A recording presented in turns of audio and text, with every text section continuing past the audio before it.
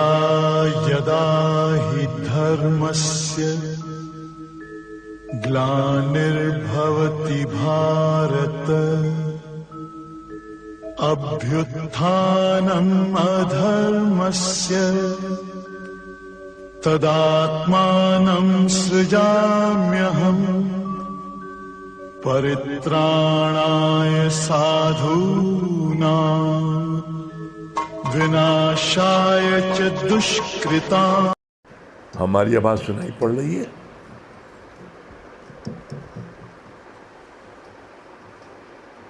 आवाज आ रही है? हम लोग बड़े भाग्यशाली हैं।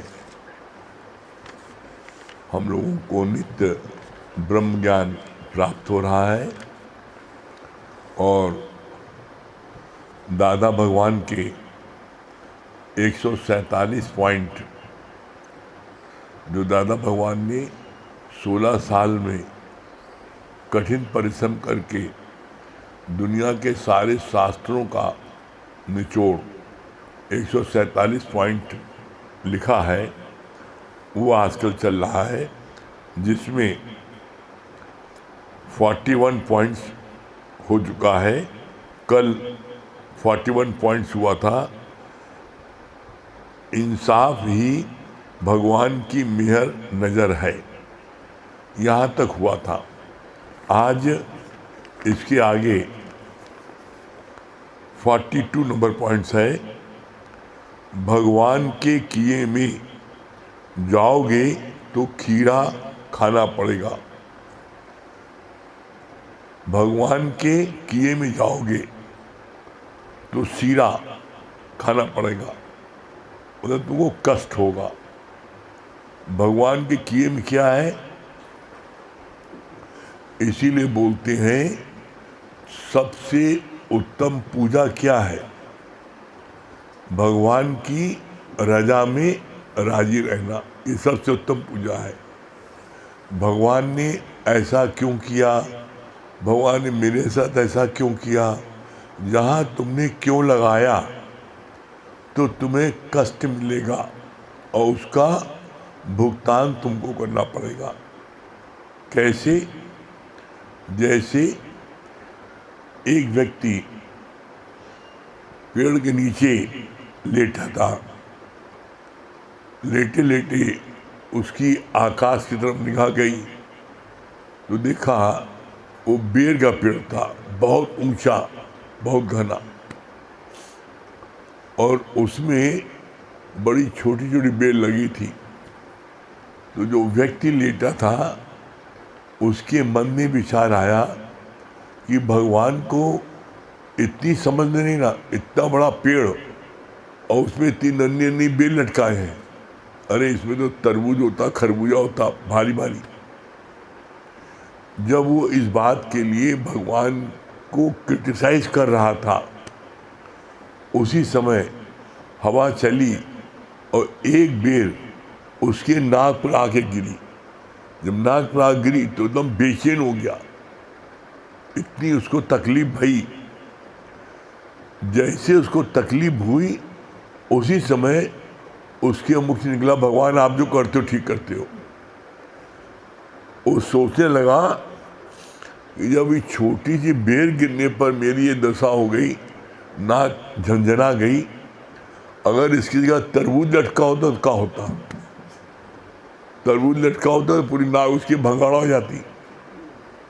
तब उसके मुख से निकला, भगवान आप जो करते हो अच्छा करते हो।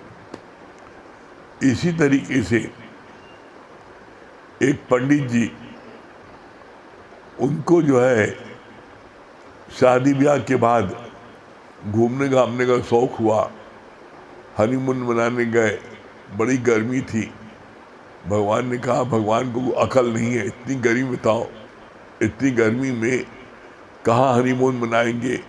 अरे बढ़िया मौसम होता है बसंत का, ऐसा बसंत का मौसम होता, खूब जाड़ा होता, तो उसमें हमको आनंद आता। जब उन्होंने ये बात सोची तो आकाशवाणी हुई कि हम तुमको भगवान की जो ड्यूटी है वो तुमको देते हैं। तुम 1 साल तो अपने मन से सृष्टि चलाओ, तुम्हें पावर देते हैं। उसने 1 साल खूब बढ़िया मौसम रखा, सुहाना मौसम रखा। परिणाम क्या हुआ? अगले साल हजारों लोग मर गए। कैसे मर गए? जो अन्न खाया उन सब में जहरीले कीड़े आ गए। जब बहुत तेज गर्मी पड़ती है, लू चलती है, धूप आती है, तो अनाज में जो जहरीले कीड़े होते हैं वो मर जाते हैं। वो जहरीले कीड़े नहीं मरे। क्यों नहीं मरे? क्योंकि अनाज में क्या हुआ? अनाज में धूप नहीं लगी, वो तपे नहीं, लू नहीं चली। तो परिणाम क्या हुआ कि वो जितने लोगों ने अनाज खाया सब मर गए। तब उसको पता लगा कि हमने 12 महीने जो बसंत का मौसम रखा था उसके कारण कोई कीड़े नहीं मरे।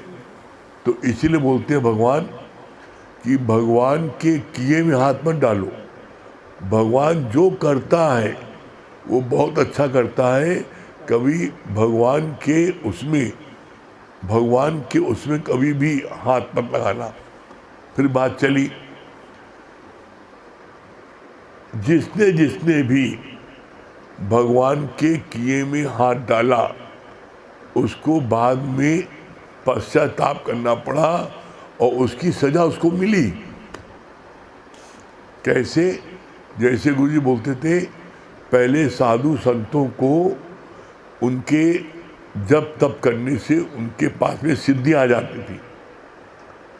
वो जो चाहे जो सोचे हो जाता था। तो 3 संत थे, उनकी थाली हमेशा आकाश से आती थी, हमेशा भगवान के पूजन करते थे। एक संत ने देखा कि नदी में नाव जो है वो डूब रही है, बड़ी तेज आंधी आ रही है। तो उसको दया आ गई कि इतने लोग डूब जाएंगे, मर जाएंगे। तो उसने अपनी शक्ति से उस नाव को डूबने नहीं दिया। कहा कि नाव नहीं डूबे, मेरी तपस्या का फल यह है कि नाव न डूबे। नाव नहीं डूबी।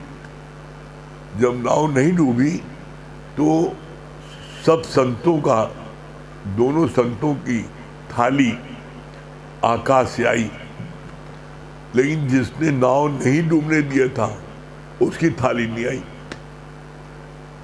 तो पूछा, भगवान ऐसा आपने क्यों किया?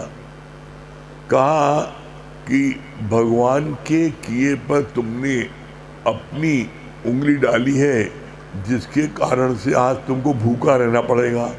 क्यों? क्योंकि नाव जो भगवान डुबो रहे थे तो जल के हजारों जीव वो भूखे थे 2 दिन से। उनके खाने का प्रबंध करे तो नाव डूबती, उसमें जितने लोग थे सब डूब जाते, तो जल के जीव उनका आहार हो जाता। वो जल के जीव आज भूखे रह गए। तो उसकी सजा ये कि आज तुमको भी भूखे रहना पड़ेगा। कभी भी किसी भी मौके पर भगवान की शिकायत नहीं करो, भगवान ने ऐसा क्यों किया। तुमको नीचा देखना पड़ेगा। कैसे? चौथा उदाहरण दिया भगवान ने लक्ष्मी जी का।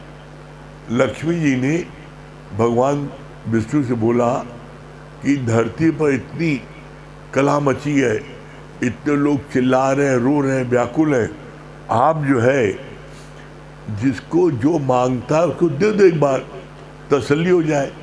कहा इतना गरीबी, इतनी लोग लाचारी है।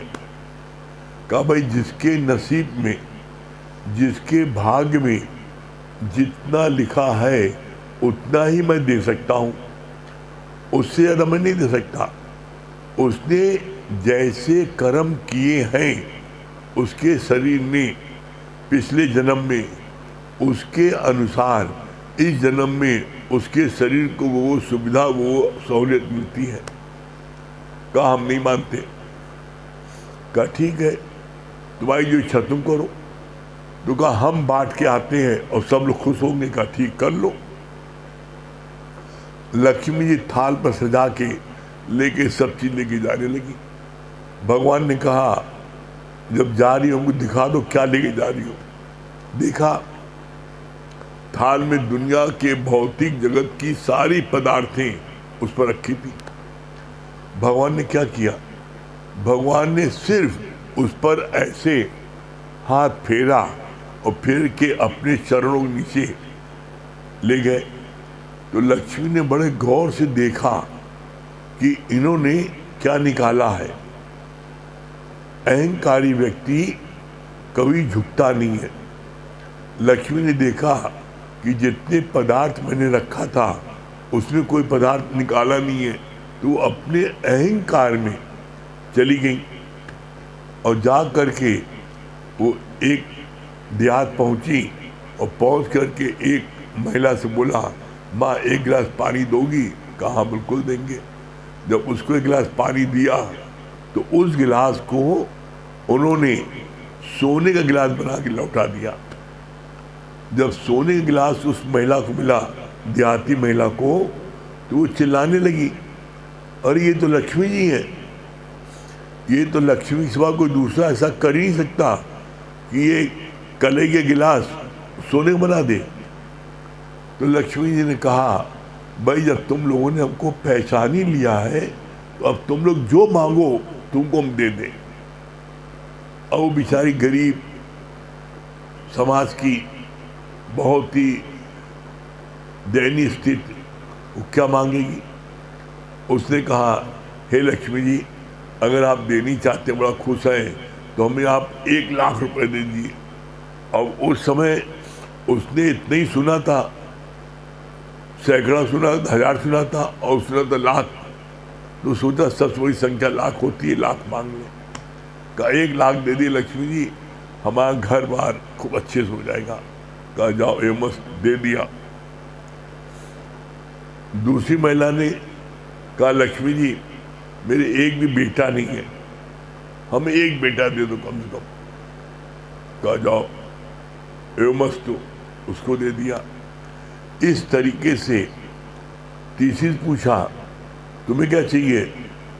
कहा लक्ष्मी जी हम खुले आकाश में रहते हैं, मेरे पास एक झोपड़ी तक नहीं है, कम से कम एक कोठी दे दिए जिससे हम गुजारा बसर कर लें। कहा ये मस्त। इस तरीके से जितनी महिलाएं वहां थी, जिसने जो जो मांगा लक्ष्मी ने दे दिया। इतलाती हुई वापस लौटी। भगवान से क्या बोले?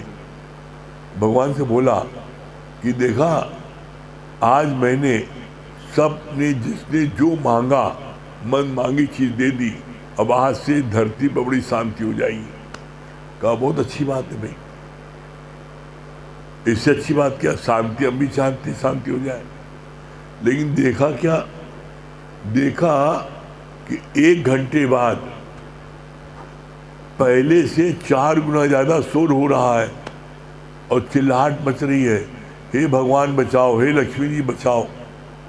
कहा लक्ष्मी क्या बात है? देखो, जब झांक के देखा, जिस महिला ने लक्ष्मी जी से 1 लाख रुपए मांगा था, उसको डंडे से मार पड़ रही थी, खूब डंडे से। उसका पति उसको मार रहा था कि जब लक्ष्मी जी ने तुमसे कहा जो मांगना है मांग लो, तो तुम 1 लाख काहे मांगे, तुम्हें 50 लाख मांगना था। कहा हमें 1 लाख के आगे हमको संख्या आती नहीं, मैं कैसे मांगता। खूब मार पड़ रही थी। जिसने 1 बेटा मांगा उसको मार पड़ रही थी, उसका पति मार रहा था। 1 बेटा काहे मांगे, जानती नहीं हर जगह लाइन लगानी पड़ती है कंट्रोल में, राशन में अलग, घी में अलग, फलाने में अलग, तो कम से कम 6 बेटियां मांगना था ना, उसको मार पड़ रही थी। जिसने 1 कोठी मांगी तो उसको मार पड़ रही थी, चिल्ला बचाओ लक्ष्मी बचाओ। कहे अरे जब लक्ष्मी जी ने कहा तुमसे जो मांगना मांगो, तो तुम्हें कोठी काहे मांगे, तुमने कोठी काहे नहीं मांग ली? उसको मार पड़ी थी। तो बोला तुम उसको छोड़ दो, अपने जीवन में देख लो, जब तुम्हारी नौकरी नहीं लगी थी, जब तुम अनएम्प्लॉयड थे, पढ़ाई कर रहे थे, तो तुम्हारे मन में क्या भावना आती थी?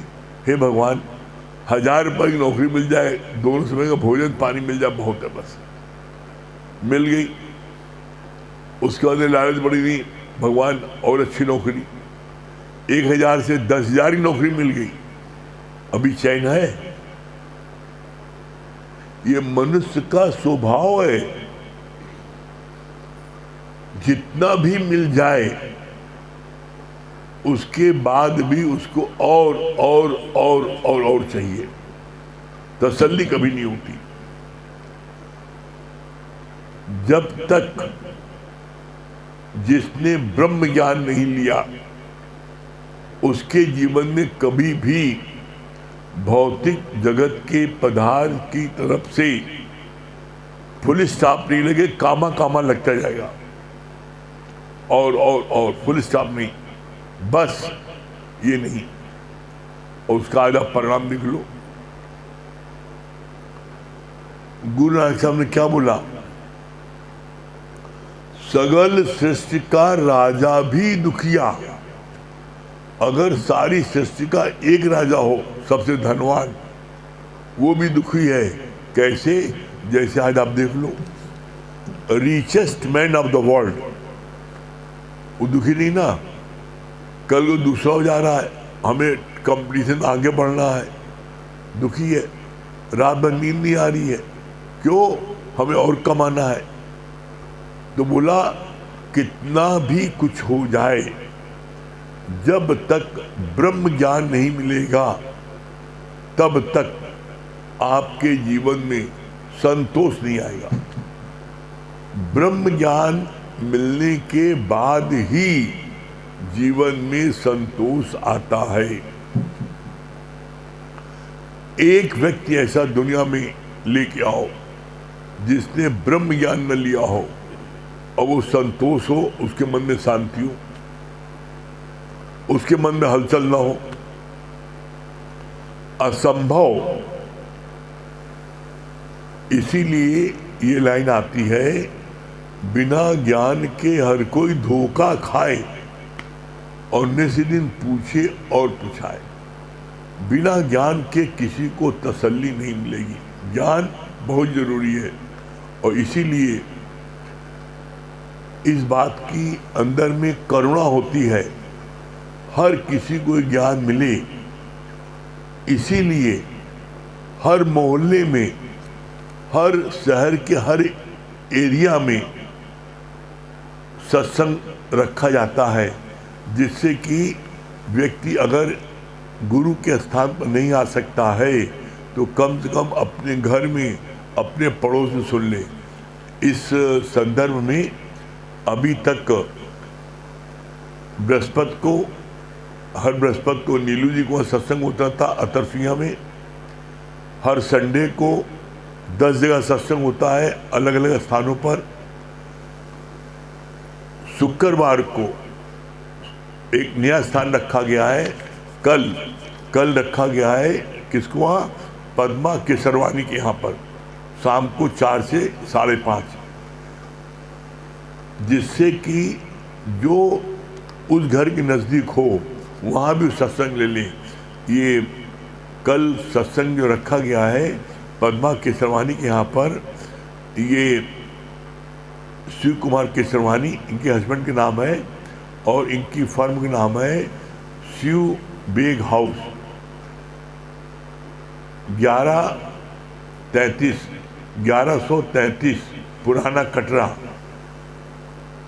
कन्हैया चित्त मंदिर के सामने। पुराने कटरे में कन्हैया चित्त मंदिर बहुत फेमस है, उसके सामने जो है पुराने कटरे में कल शाम को 4 बजे पद्मा केसरवानी को वहाँ पर रखा गया है। तो जो लोग उधर के हैं उनको वहाँ पर जा सकते हैं, जाएंगे।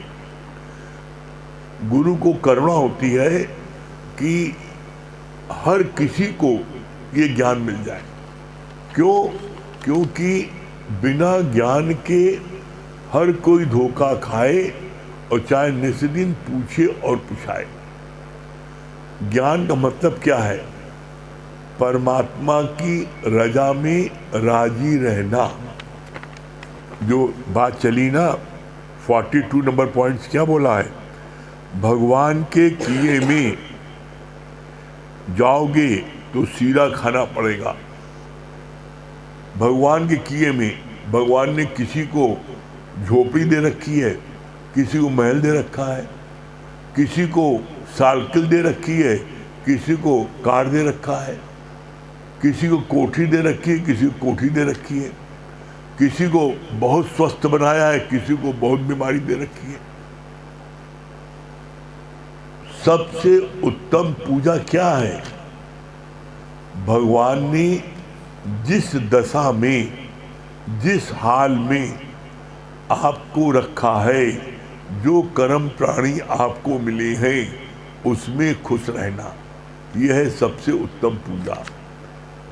हम दूसरे को देखते हैं, भगवान हमको आपने साइकिल दी है, मेरे पड़ोस में आपने उसको 4 टोकार दी है, मेरे को झोपड़ी दी है, उसको आपने महल दिया है। ब्रह्म ज्ञानी की पहचान क्या है? ब्रह्म ज्ञानी को भी किसी को लंगोटी और किसी को कोठी मिलती है। सुखदेव मुनि ब्रह्म ज्ञानी थे, उनको सिर्फ लंगोटी उनके पास थी, लेकिन पूर्ण ब्रह्म ज्ञानी कहलाए। राजा जनक महल में थे, रानियां थी, सोने का पलंग था, दुनिया भौतिक जगत के सारे सुख साधन थे, वो भी ब्रह्म ज्ञानी कहलाए। तो ब्रह्म ज्ञानी के लिए ये जरूरी नहीं है कि उसके पास में महल हो, गाड़ी घोड़ा हो, सोने का पलंग हो। सुखदेव मुनि छोड़ दो, ज्यादा तक अधिकतर जितने भी ब्रह्म ज्ञानी हुए हैं वह गरीबी, उन्होंने गरीबी में ही गुजारा किया है। राजा जनक को तो भगवान ने एक स्पेशल बनाया जिसमें दिखाएं कि देखो राजा जनक भी ब्रह्म ज्ञानी है। कहने का अभिप्राय यह है कि चाहे कोई राजा हो और चाहे कोई फकीर हो, ब्रह्म ज्ञान सबके लिए है और सब कोई ब्रह्म ज्ञानी बन सकता है। कैसे? आप देखो, राजा जनक ब्रह्म ज्ञानी हुए, उनको राजमहल था, सुखदेव मुनि लंगोटी थी, कबीर के बाद देख लो क्या था, जुला थे। जब एक चद्दर बिनते थे तब उनका खाना पीना बनता था। गुरु नानक देख लो क्या थे, सदना कसाई क्या था, ब्रह्म ज्ञानी हुए, सदना कसाई ब्रह्म ज्ञानी हुए। जितने भी संत हुए हैं ब्रह्म ज्ञानी, वो अधिकतर सब बहुत गरीब थे। अब सदना कसाई कैसा? रायदास चमार, वो चमार थे, जूता सिलते थे। परीक्षा भगवान ने दिखाई है कि रायदास चमार, वो जब उसके पड़ोस से वो राजा जाने लगा देशाटन के लिए, चारों धाम जाने के लिए, गंगा स्नान के लिए, तो उसने बोला ये चावल मेरा गंगा माँ को चढ़ा देना। लेकिन गंगा माँ को चढ़ाना तब जब गंगा माँ गंगा जी से हाथ बाहर करे, अपने हाथ में ले, तब। तो बड़ा बुरा लगा राजा को।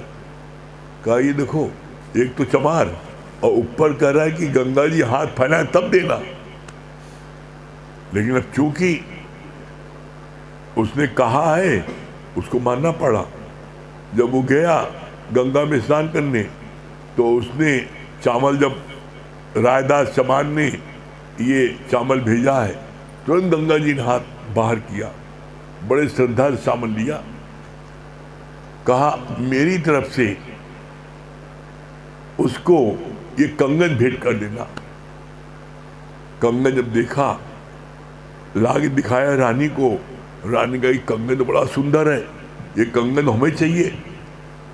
अब वो रानी के प्रेम में रानी में बैठा और उससे झूठ बोल दिया रायदास चमार से कि हमने चावल दिया, उन्होंने ले लिया। उन्होंने कहा दिया नहीं, कुछ नहीं दिया, चावल ले लिया। ठीक।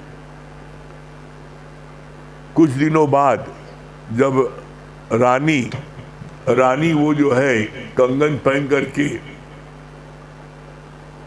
गई कुएं पर, तो उसकी सहेलियों ने कहा ये एक कंगन काहे पहने भैया, 2 कंगन होता है, एक होता है, एक कंगन क्या किया तुमने। तो अब रानी को समझ में आया, उसने राजा से कहा कि एक कंगन हमको और ला के दो, एक कंगन। अब वो कंगन पूरे बाजार में सब जगह ढूंढा, उतना खूबसूरत कंगन मिला नहीं। अब वो बड़ा परेशान, कैसे। अब औरत की जिद होती है, औरत जिस चीज़ की जिद्दिया जाए तो बवाल ही है। वो उल्टे मुँह लेट के कह जाओ खाना पीना बंद, जब तक तुम कंगन ला के नहीं दोगे तब तक मैं अन्न नहीं लूँगा। अब राजा बड़ी मुसीबत में, राजा कही तो अच्छा बवाल फंस गए। क्या हुआ, राजा को उसने बहुत कोशिश की, जब नहीं मिला तब राजा मजबूर हो करके मेरी रानी मर जाएगी, उसी संत के पास जाए, वही कोई उपाय बताएगा।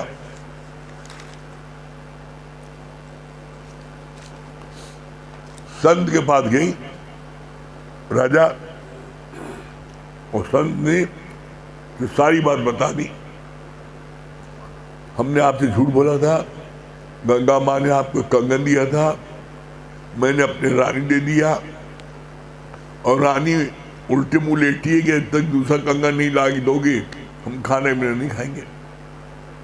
तब क्या किया राजा समान ने, कहा तुम एक कंगन कहते हो सालाना, अरे तो हमसे सही सही बता देते, एक नहीं 1000 कंगन तुमको मैं दे देते, तुम एक कंगन की बात कर रहे हो। कहा कैसे, कहा अभी उसने जिसमें चमड़ा भिगोता है उसी में उसने हाथ ऐसे डाला, और हाथ डाल के उसने 20 कंगन निकाल दिए, लो जो ले जाना ले जाओ। तो कहा तुम्हारे कठौते में इतनी कंगन, बोला इसी तब से कहावत आ गई, मन चंगा तो कठौती में गंगा। उसने गंगा जी को कठौती बुला लिया था। ब्रह्म ज्ञानी को इतनी पावर होती है, जिस कंगन को उसने गंगा जी को भेंट चढ़ाने के लिए भेजा था, उसी गंगा को उसने अपने कठौती बुला लिया अपने संकल्प से, और कठौती में से हाथ डाल करके वैसे 10 कंगन दिए, का जो लेना ले लो। तब राजा जो है उसके चरणों में गिरा, अरे मैं तो समझता था जूता सिलता है, इतना गरीब है, ये तो जितना चाहे उतना रईस हो सकता है, इसको इतनी शक्ति है। तो ब्रह्म ज्ञानी अपनी शक्ति का प्रयोग नहीं करता, ब्रह्म ज्ञानी सर्व के हित के लिए सिर्फ अपनी शक्ति का प्रयोग करता है। जब उसने ये देखा कि इसकी रानी मर जाएगी, राजा ने अपनी गलती को स्वीकार कर लिया है। जो गलती को न दोहराए उसे इंसान कहते हैं, उसे भगवान कहते हैं। उसने गलती स्वीकार कर लिया, तो उसने कहा ठीक है माफ़ है, तुमने गलती स्वीकार की, माफ़ है। अब एक कंगन ही, जितने कंगन को उतने तुमको दे दे, और उसने राजा को कंगन दे दिया। तो यहाँ कहने का, गुरु जी का बताने का सिर्फ इतना ही अर्थ है, भगवान ने तुमको 10 रुपए की आमदनी दी है, उसमें खुश रहो। 10 लाख की आमदनी दी है, उसमें खुश रहो।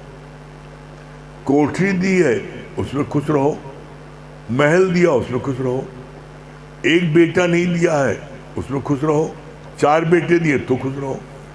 हर हाल में खुश रहो। क्यों? तुम खुश कब रह सकते हो? जब तुम्हारे मन में ये भावना आएगी, तुम्हारे मन में ये भावना आएगी कि हम जहाँ बैठे हैं उसी के लायक हैं, मेरी लायकियत के हिसाब से भगवान ने मुझको यहाँ बैठाया है, तो आपको संतुष्टि मिलेगी। और जब आप ये सोचोगे कि मैं लायक ये था और मुझको यहाँ बैठाया गया, आपके मन में जहाँ कुंठा आएगी तो आपके मन में गिला शिकवा होगी, और जब गिला शिकवा होगी तो आप फिर अपने पद से नीचे गिरते जाओगे। कभी आप प्रसन्नचित नहीं रह सकते। प्रसन्नचित रहने के लिए ये जरूरी है हम इस बात को स्वीकार करें, भगवान ने जहां मुझको बैठाया है मैं उसी के लायक हूं, और परमात्मा का हम शुक्राना माने, हे प्रभु आपने हमको इस स्थान पर बैठाया है, तो आपको आनंद की प्राप्त होगी। और अगर आपने गिला शिकवा किया, आपने भगवान से आपने तगड़ की, तो भगवान ने उसका एक आगे बोला है उपाय। क्या बोला है? बोला अगर भगवान ने जो तुमको दे रखा है, वो जो 10 चीजें दे रखा है, घर द्वार दे रखा है, नौकरी दे रखा है, सुंदर बीबी दे रखा है, सब कुछ दे रखा है, 10 चीजें, वो 10 हर ले और एक भी न दे, तो तुम मुड़ा क्या कर लेगा भगवान का? भगवान को तुम कुछ बिगाड़ सकते हो? इसीलिए लाइन आती है, जिस प्रभु से नहीं चारा ताको कीजिए सत नमस्कारा। भगवान से कोई चारा नहीं है। जैसे इस बात को जो प्राय आज घर घर नरक क्यों है? घर घर नरक क्यों है? क्योंकि पति और पत्नी दोनों एक दूसरे को काटने के दौड़ते हैं, कोई झुकते नहीं ना। अरे भाई तुम अच्छे दोस्त हो, तुम अपनी पत्नी को अपना गुलाम क्या समझते हो भाई? क्या तुमने खरीदा है क्या अपनी पत्नी को? है? खरीदा नहीं, बल्कि भिख मंगे की तरह बहुत सा दहेज लिया है। लड़की के माँ बाप ने जितना उसकी हैसियत है उससे ज्यादा वो तुमको उसने दिया है, तो तुम लड़की को अच्छे से प्यार से रखोगे कि तुम लड़की को नौकरानी बना के रखोगे? उसको तुम एक अच्छा दोस्त बना के रखो। अच्छा दोस्त जो होता है वो क्या होता है? अच्छा दोस्त हमेशा अपने दोस्त की खुशी चाहता है। मेरे दोस्त को मैं क्या कार्य करूं मेरे दोस्त को खुशी मिले, मैं क्या कार्य करूं मेरा दोस्त प्रसन्न हो जाए। और जो अच्छा दोस्त होता है वो हमेशा ये चाहता है हमें कितना भी कष्ट मिल जाए लेकिन मेरे साथी को कष्ट न मिले। इसी तरीके से कैसे देख लो, भक्त और भगवान की भी लड़ाई होती है। पति पत्नी में लड़ाई कब होती है? जब वो दोनों में भावना आ जाती है कि मैं बड़ा कि तू बड़ा। जब मैं बड़ा तू बड़ा, रस्सा कसी होती है, टगावार होता है, उसमें दोनों को कष्ट मिलता है। भक्त और भगवान जैसे गोपियां और कृष्ण, गोपियों का प्यार कृष्ण से इतना अधिक था कि जब सब लोगों ने इस बात का क्लेम किया कि मैं कृष्ण को बहुत चाहता हूं, सब ने कहा, भगवान ने कहा इतने झूठे फरेबी मक्कार, चाहते कुछ नहीं है, चाहते अपना खुद है और उसको बदनाम कर रहे हैं। कहेंगे परीक्षा लो तो पोल खोलो। भगवान ने क्या किया? भगवान ने लीला रची और बहाना किया, पेट में दर्द हो रहा, खूब जोर से चिल्लाने लगे और वैद्य से ये कहला दिया कि कोई भी भगत अपने पैर की धोवन भगवान को पिला देगा तो भगवान के पेट का दर्द अच्छा हो जाएगा। अब जितने झूठे लोग थे, हमें भगवान से सबसे ज़्यादा प्यार है, मैं भगवान को जान दे सकता हूँ, सबसे कहा गया भैया भगवान के पेट में दर्द हो रहा है, अपने पैर की धोवन दे दो, उन्हें पिला दें तो उनका पेट दर्द ठीक हो जाए। कहा हमें को नरक जाना, हमको बेवकूफ़ समझे हो? किसी ने नहीं दिया, सब ने दावा किया मेरा प्यार सबसे ज़्यादा है, लेकिन किसी ने भी अपने पैर की धोवन नहीं दी। उद्धव बड़ा ज्ञानी था, तो उसको प्रेम सिखाने के लिए भगवान ने कहा भाई यहाँ पर कोई नहीं दे रहा है, मेरी पत्नी तक नहीं दे रही रुक्मिणी, तो भाई अब जाओ तुम गोपियों के पास चले जाओ, उनसे ही मांग के देख लो। भाग के गए और गोपियों से कहा भाई कृष्ण के पेट में बहुत दर्द हो रहा है, कोई अपने पैर की धोवन दे दे तो उनके पेट का दर्द ठीक हो जाएगा। अब गोपियां, सारी गोपियां राजी होगी हमारे पैर दोनों हमारे पैर, तो उनको वो ज्ञान देने लगा। उठाओ, क्या लगा तुम लोग पागल हो क्या? कृष्ण के वहां पर तो किसी ने, कृष्ण की पत्नी तक ने पैर की धोवन नहीं दी कि हमें नरक जाना क्या? और तुम लोग ऐसी पागल अनपढ़ गवार हो कि तुम लोग जो है पैर की धोवन देने की तैयार हो गई, वहां कोई नहीं दे रहा है। तब जवाब सुनने लायक था, अनपढ़ गवार बोला जाता, लेकिन गोपियों ने क्या बोला? कहा उद्धव अपनी ज्ञान की पोथी अपने पास रखो, मेरे प्यारे कृष्ण के पेट का दर्द ठीक हो, हमें 1000 नरक मिल जाए, हमें स्वीकार है, लेकिन मेरे प्यारे कृष्ण के पेट का दर्द ठीक पहले हो। और सारी गोपियों ने अपने पैर की धोवन दी, का जाग जल्दी लेके जाओ।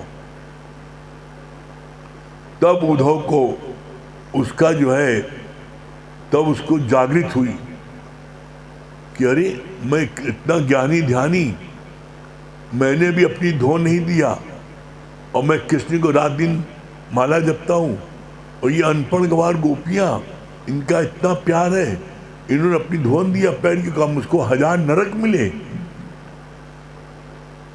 उद्धव को प्रेम सीखने को मिला गोपियों से, और तब उसके मन में विचार आया, ज्ञानी था, भगवान ने बोला था उसको ज्ञानी ध्यानी नरक पड़े, ज्ञानी ध्यानी नरक पड़े, बोला जब उद्धव को, जब गोपियों ने ज्ञान दिया, प्रेम दिया कि नहीं जाओ लेकिन जल्दी जाओ, मेरे कृष्ण का पेट दर्द ठीक हो, तब उसको एहसास हुआ प्रेम क्या है। तब उसने महसूस किया कि प्रेम ही परमात्मा है।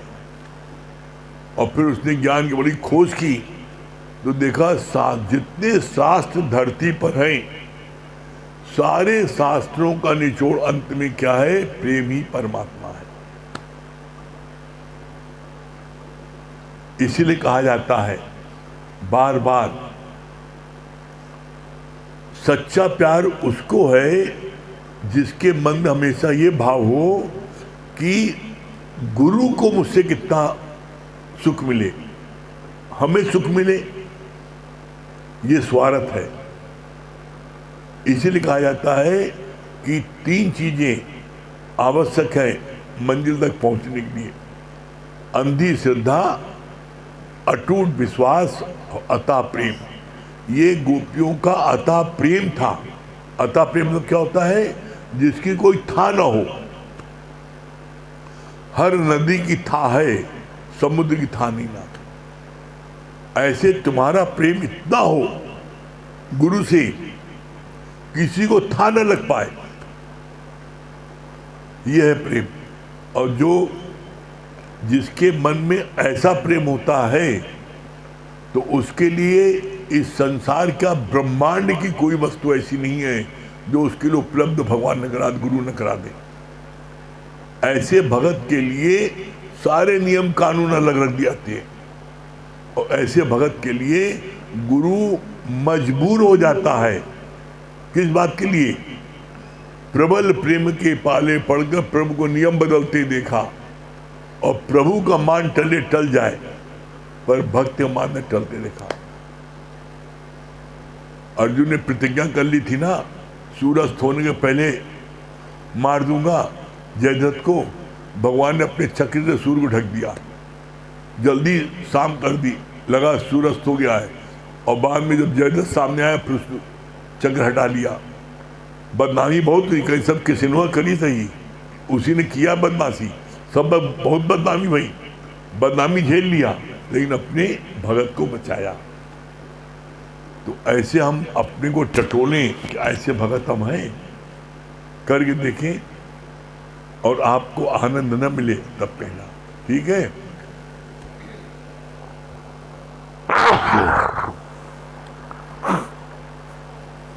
हाँ मुकेश जी भजन सुनाइए।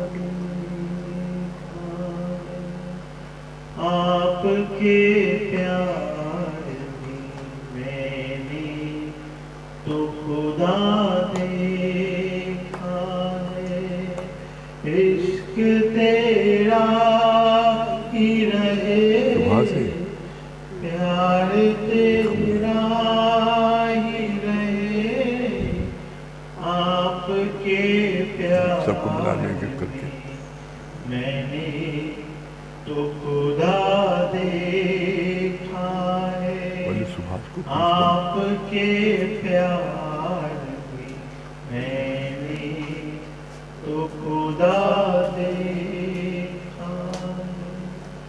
तुमने कर्मों से बचाया है हमें, तुमने कर्मों से बचाया है हमें, तुमने माया से छुड़ाया है हमें, तुमने माया से छुड़ाया है हमें। जिंदगी में यही की आशरे है, जिंदगी में यही की आशरे है, इश्क तेरा ही रहे, प्यार तेरा ही रहे, आपके प्यार में मैंने तो खुदा देखा है, आपके प्यार में मैंने तो खुदा देखा है। भूल कर भी न तुझे भूल सकूं, भूल कर भी न तुझे भूल सकूं, ज्ञान से भी मिला इस दिल को सकून, ज्ञान से ही मिला इस दिल को सकून। नींद में भी मुझे तेरी याद रहे, नींद में भी मुझे तेरी याद रहे। इश्क तेरा ही रहे, प्यार तेरा ही रहे, आपके प्यार में मैंने तो खुदा देखा है, आपके प्यार में मैंने तो खुदा देखा है।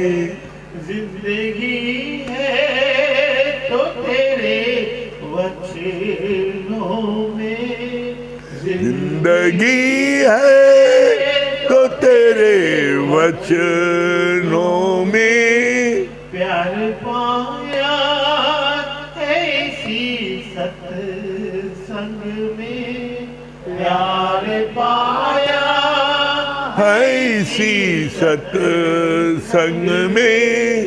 मेरी हर श्वास में ये याद रहे, मेरी हर श्वास में ये याद रहे, इश्क तेरा ही रहे, प्यार तेरा ही रहे, आपके प्यार में मैंने तो खुदा देखा है, आपके प्यार में मैंने तो खुदा देखा है।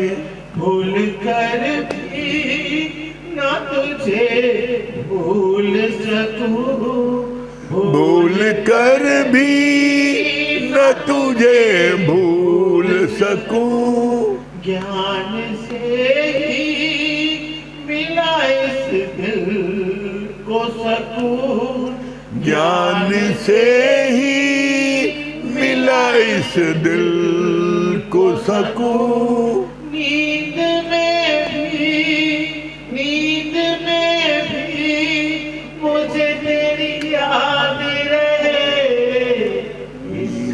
तेरा ही रहे, प्यार तेरा ही रहे, आपके प्यार में मैंने तो खुदा देखा है, आपके प्यार में मैंने तो खुदा देखा है, आपके प्यार में मैंने तो खुदा देखा है, हाँ मैंने तो खुदा देखा है।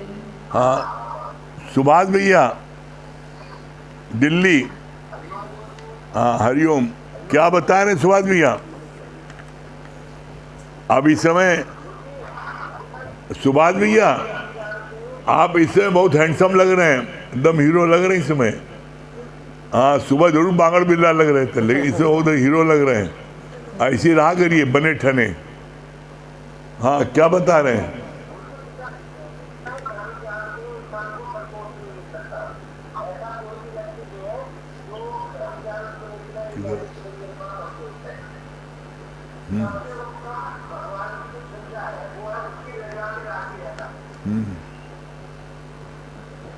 बहुत बढ़िया।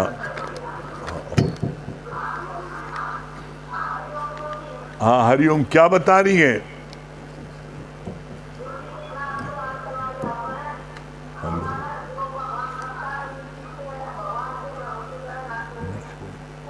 नेक्स्ट बता दो अपने पहले से। कंचन काम हाँ बहुत बढ़िया।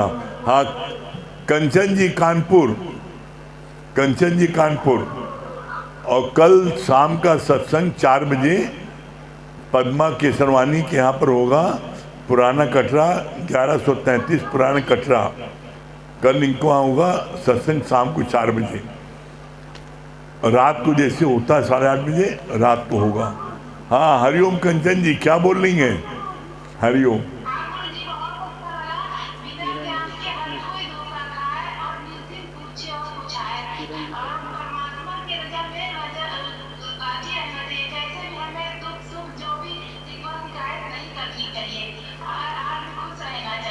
बहुत सुंदर। हाँ डॉक्टर किरण कटनी, डॉक्टर किरण जी। हाँ हरिओम, क्या बोली डॉक्टर किरण जी? बहुत अच्छी चली गुरुजी वाणी। आपने कहा कि भगवान के कार्य में किसी को भी दखल नहीं करनी चाहिए। अगर भगवान कोई कार्य कर रहे हैं उनके दखल अंदाजी नहीं करनी चाहिए। जिस प्रकार से आपने कई उदाहरण बताए कि जब 3 संत थे और ऊपर से उनके भोजन की थाली आती थी तो एक संत ने जब एक नाव पर डूबने से बचा डुबा दिया तो उस दिन उनका भोजन नहीं आया था।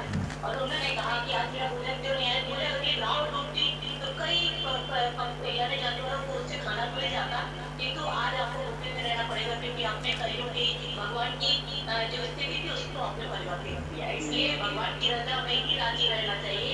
ये सब जगह बहुत सुंदर। हाँ मिनी मालविया,